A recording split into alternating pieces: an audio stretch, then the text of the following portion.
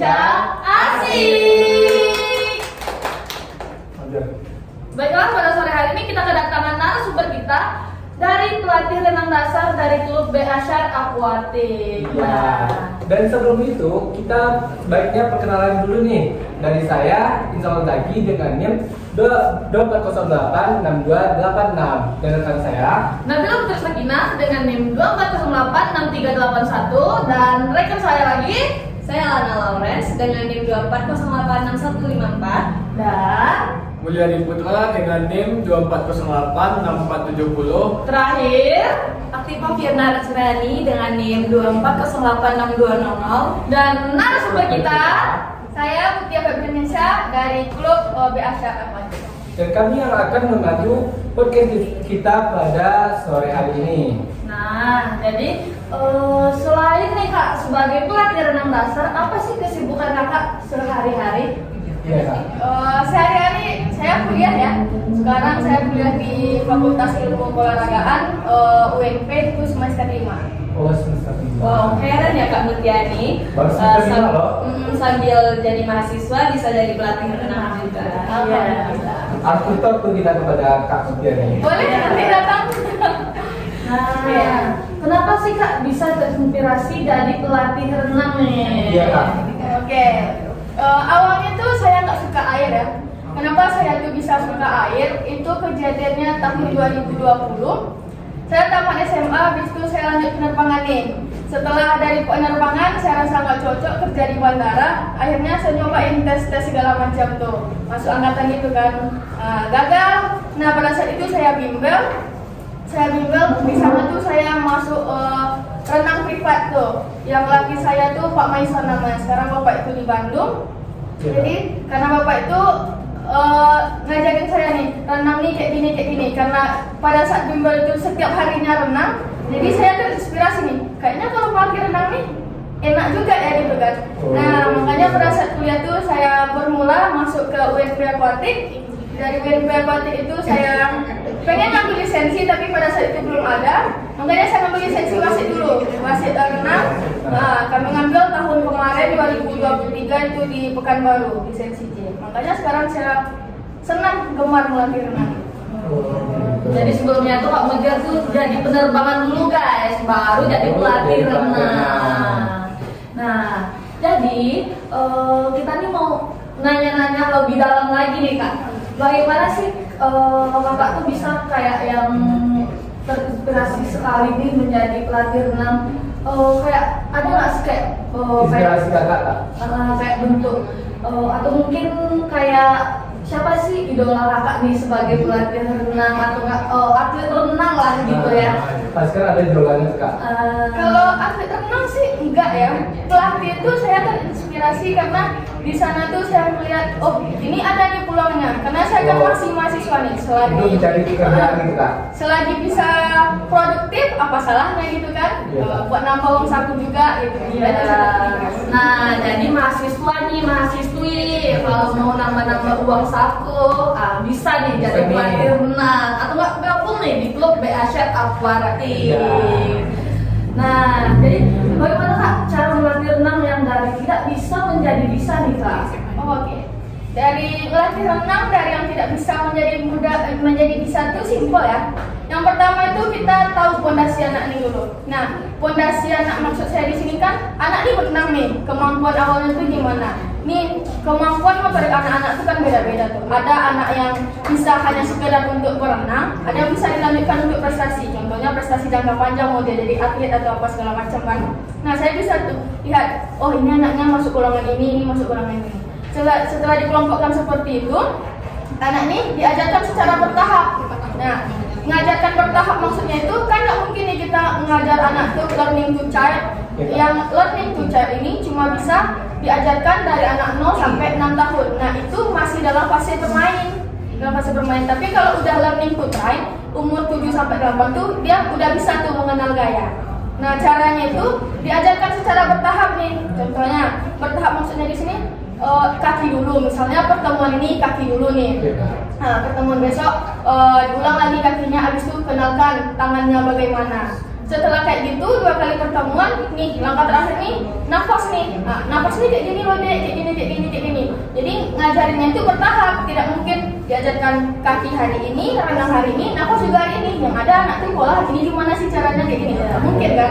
Nah setelah bertahap tuh kita sebagai pelatih itu juga harus jadi teladan. Contohnya teladan bagi anak tuh yang pertama itu kan etika. Dalam kolam renang itu kita tidak dibenarkan untuk pipis atau buang air di dalam kolam. Nah, itu ngajarinnya pada anak tuh kalau sebelum berenang bilang, "Dek, kalau mau buang air kecil, air besar, bilang sama kakak, nanti kita ke WC, ke toilet." Nah, itu jadi itu.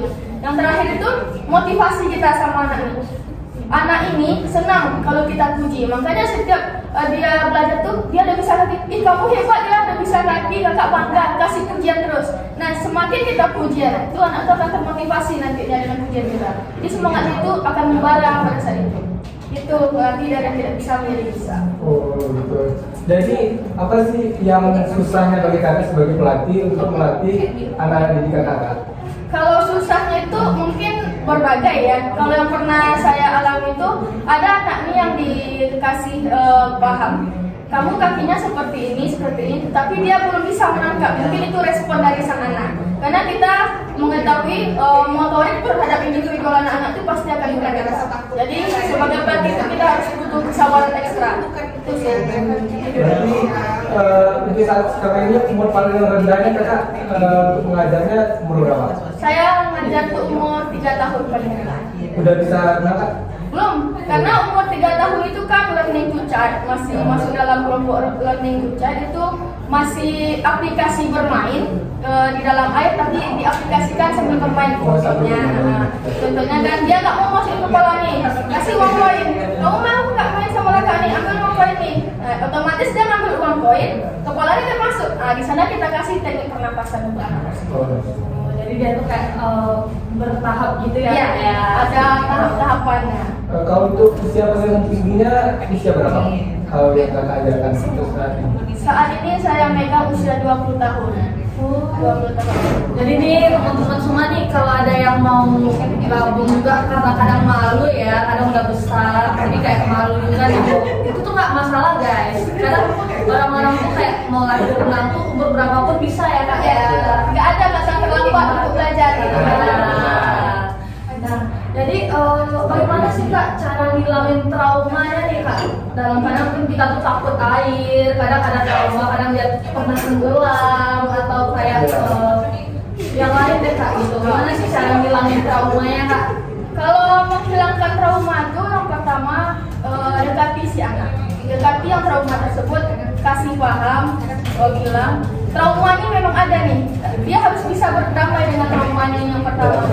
Setelah dia berdamai nanti kita ajarkan, ayo dong kamu masuk kolam.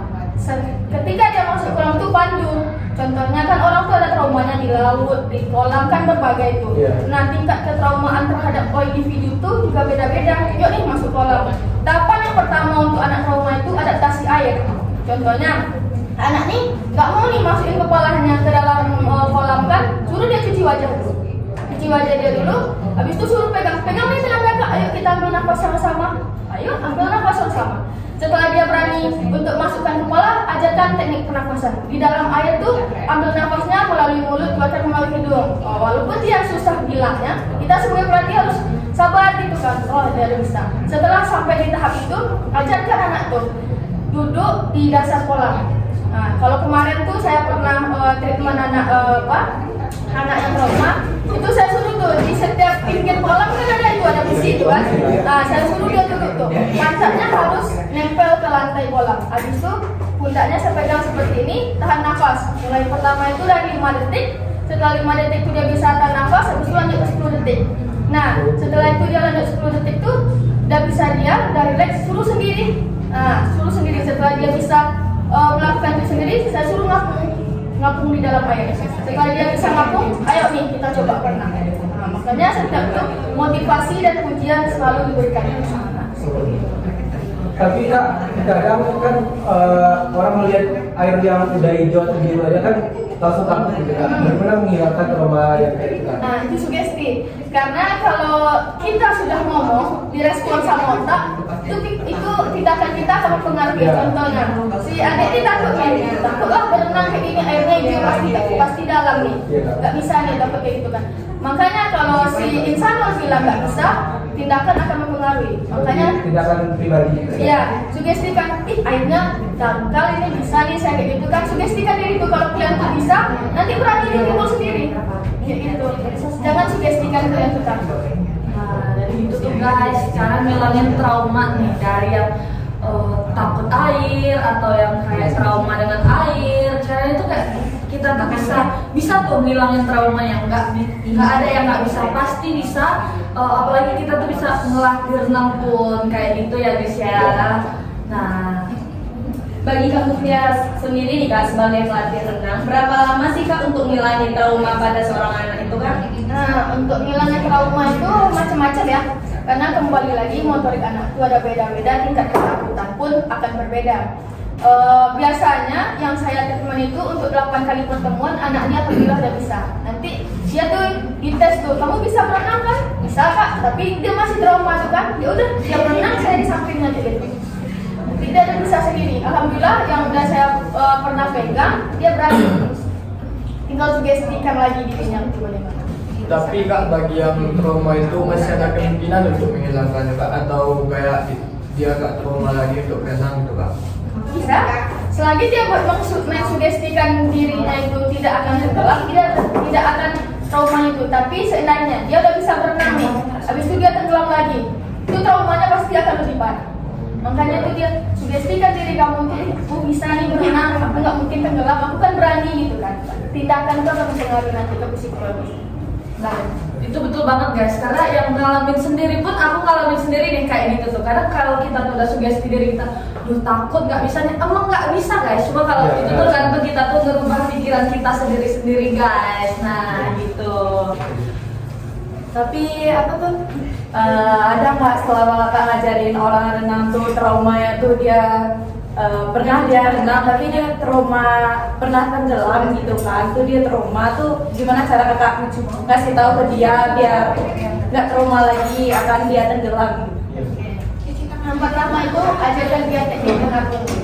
Nah, yang kembali lagi sebelum tadi dia harus berdamai sama traumanya itu. Setelah dia bisa relaksasi di dalam air, tidur di dasar kolam, duduk di dasar kolam, seperti yang saya katakan tadi, dia bisa mengapung, beri dukungan. Karena sejatinya dia harus berdamai dulu dengan traumanya. Setelah dia berdamai, ayolah kita berenang kayak gini, dia akan berani sendiri. Dia tidak akan berani mengambil tindakan kalau dia belum mencoba. Contohnya kan, dia trauma nih, tapi dia tak berani berenang. Otomatis dia akan terjebak di zona toksik itu terus kan. Nah makanya setelah beri dukungan, dampingi dia, support dia, ayo ajak berenang. Nanti dia setelah berenang tuh dia kan rasain tuh kedalaman air itu. Kalau tingkat kedalaman kolam itu makin dalam kan tekanannya beda. Dia akan ngerasain. Sekali 2 kali dia ngerasain berenang nanti, dia akan menghilang sendiri traumanya ini. Nah, jadi gitu tuh guys, cara ngilangin trauma tenggelam kita atau trauma takut tuh dengan air. Nah, jadi segitu dulu ya guys untuk podcast kita hari ini. Nah, Sampai jumpa. sampai jumpa di lain waktu. Bye bye.